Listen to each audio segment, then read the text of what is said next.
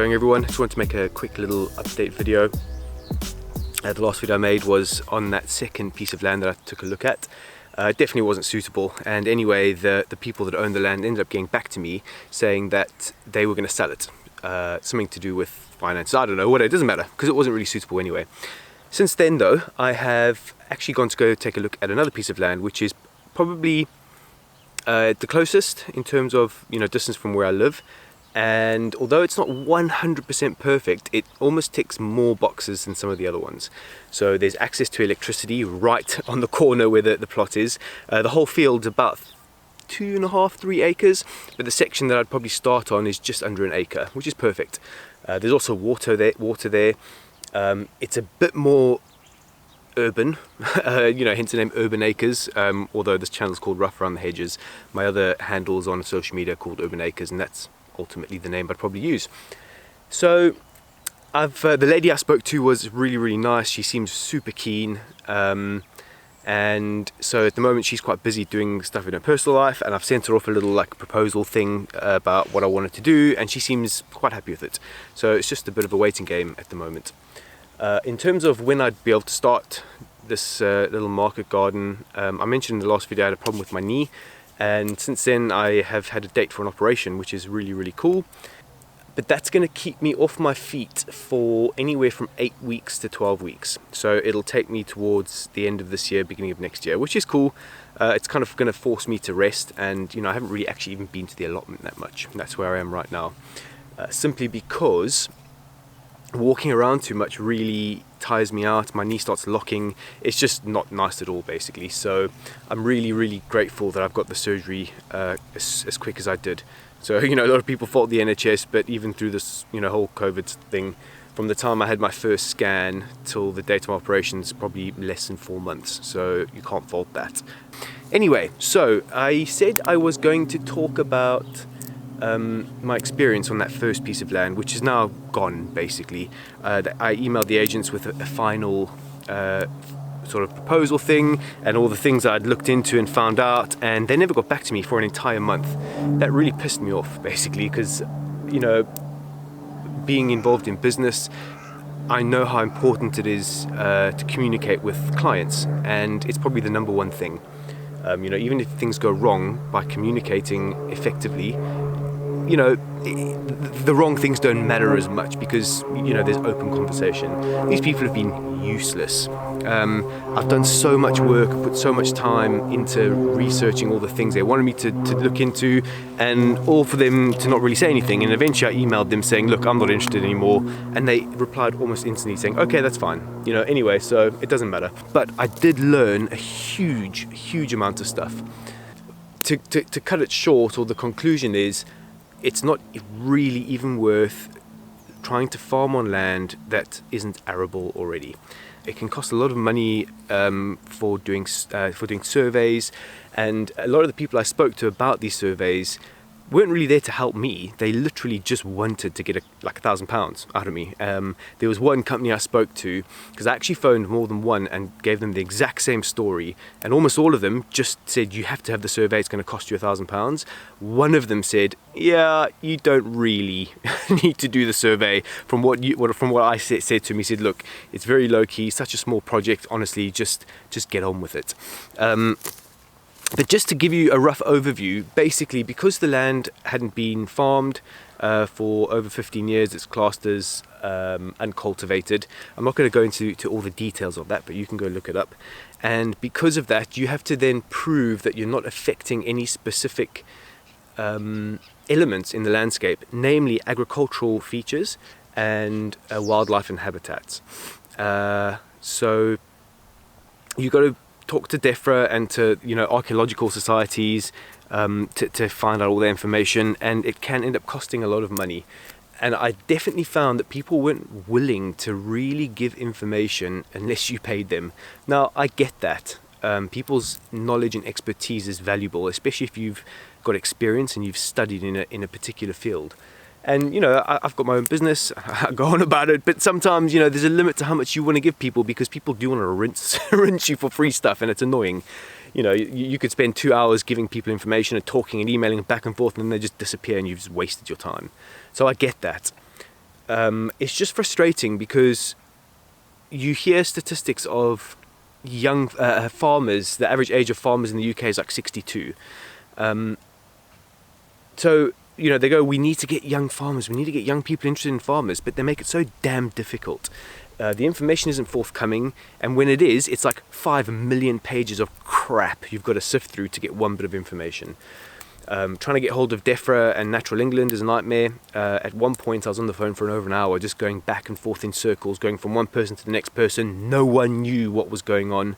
When I did eventually speak to someone, you would send an email asking a question, and rather than say yes, no, maybe, it would be a whole roundabout thing. Well, you can read this on our website and do this and blah blah blah blah blah. And I would have to email like 4 or 5 times just for them to eventually say, okay, yes, this is the answer. That's frustrating. Just a quick little interlude into the video that I'm busy editing. It's crazy because in my head I know what I'm speaking about and it makes sense, and it's like, oh yeah, going on. And listening back to it, I realize I've missed out a lot of points that I actually wanted to say. And it's partly lack of planning on my part. I never really plan these videos, I just get on with it basically. I don't know why, I probably should, but whatever. Basically, what I wanted to add in is that I know it sounds like I'm complaining that like DEFRA and all these places were useless, and they aren't, because there is a lot of handy and helpful information out there. My biggest problem is whenever you eventually speak to someone, the first thing they say is go to the website. Yes, I know, I've read all the stuff on the website a billion times. I know, I've seen the information. I'm not stupid. I'm not the smartest person out there, but I'm not stupid. And obviously I did my research before I called them, and I know getting hold of government agencies is really difficult, especially now with COVID, and there's less people in the office. I get that, so I don't want to come across as if I'm complaining. It's just annoying because I did all the work before I contacted them, and when you eventually contact them, they send you back to the place where I started, basically. So that's the one thing I wanted to mention. The other thing I wanted to mention was about all these surveys that I had to do. Well, I didn't have to do. I know that a lot of places were saying, oh, you have to do the survey, and me taking the stance at just one company saying I didn't have to do it means that I don't have to. The way when I spoke to these companies, it was very much, I would call them, have a discussion, tell them what I wanted to do, and they'd be like, oh, what a great idea, that sounds amazing, all airy fairy hippie, like nature, blah blah blah. And then you get an email back from them an hour later with a quote, and it's like, yeah, we want your blood and DNA and your firstborn child, just to do an hour survey.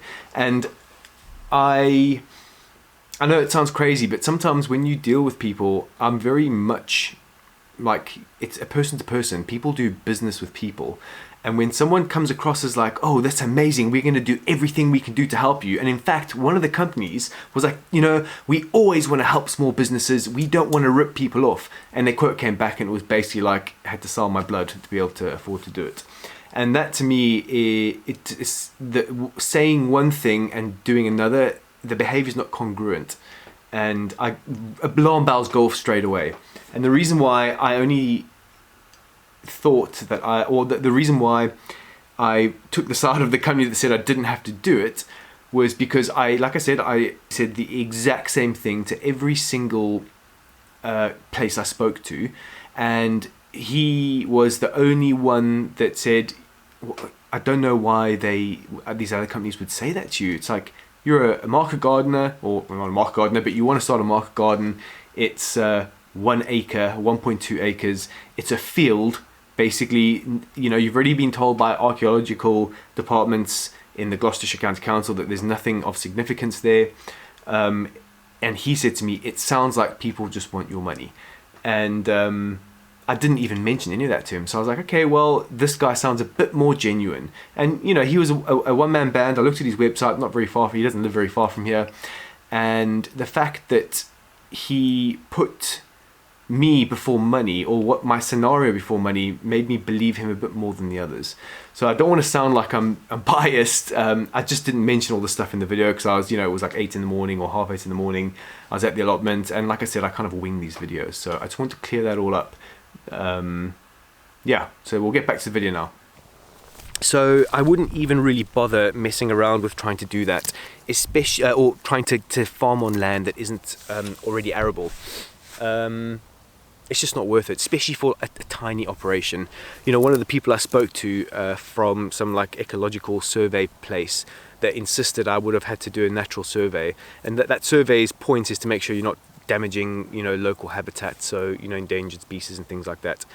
What they told me was they had done a thing with a polytunnel in Hereford where they had to do a natural survey, but the polytunnel was like hundreds of meters long, you know, whereas mine, the one that I wanted to put, was sort of 7 meters wide and 20 meters long. And they were trying to compare this huge agricultural sort of industrial operation to little old me with some, you know, little market garden.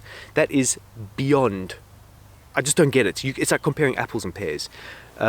So, you know, the whole process has been frustrating, but it's taught me one thing, is just sometimes it's not worth wasting time, no matter how much you want to do something.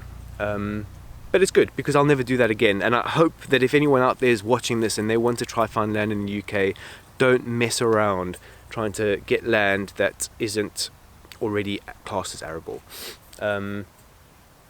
The one thing I also wanted to note is this land I'm looking at now is I'm actually dealing directly with the person that owns the land. That's 100 times easier. And when you're dealing with an agent who's renting out on someone else's behalf, first of all, you have a middleman, whatever, and you always have to communicate via them.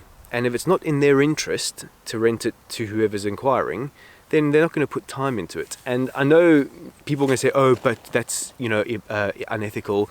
Well, look at it this way. If that piece of land that I was looking at, the first one, was only £600 a year. That's nothing. Now, an agent who's going to be renting that out might get 10% of that. Maybe, I don't know, 20% if that. Unless they sort of run an entire portfolio for that client, a portfolio of land, it's probably not worth their time. So if you think in that agent, they might have to charge 20 quid an hour or 30 quid an hour, are they going to do more than 2 hours work if they're only going to make £60 a year? No, why would they? You know, unfortunately, that's just the way it works when it comes to money and economics and business. So dealing with an agent, unless you're on a big scale and you're a big grower, it's just not worth it. And I think the agents and the people you might deal with in business are going to feel the same way. So that's that. You know, dealing directly with this lady who owns this farm, she's a lot more pragmatic. She farms, not arable, all over the place. It's mainly sort of cattle and things like that. But she has skin in the game. She is a farmer. She knows the ins and outs. She knows the difficulties and the struggles. And she's just more open about what needs to be done in order for someone to start farming. So it was a breath of fresh air, super friendly, just awesome. So hopefully, you know, I'll find out soon what she thinks when she's sort of quietened down. She has told me she's really busy at the moment, so, you know, she has still been messaging me, which is great.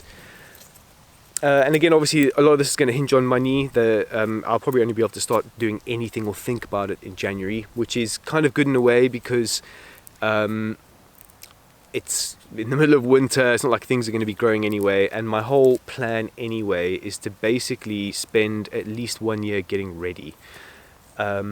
I do just want to jump into it, but at the same time, I want to be really prepared. I want to start on the right foot. I want to not have to stress or worry. I want to take my time and do it properly. So hopefully if it all falls into place, I can start doing stuff in January, you know, getting beds ready, getting a polytunnel put up, sorting out irrigation, all that kind of stuff, you know, starting to build clients. I could spend a year, you know, or a few months before the farm even starts farming, going out, meeting restaurants and cafes and, you know, plugging it on social media, doing whatever, I don't know.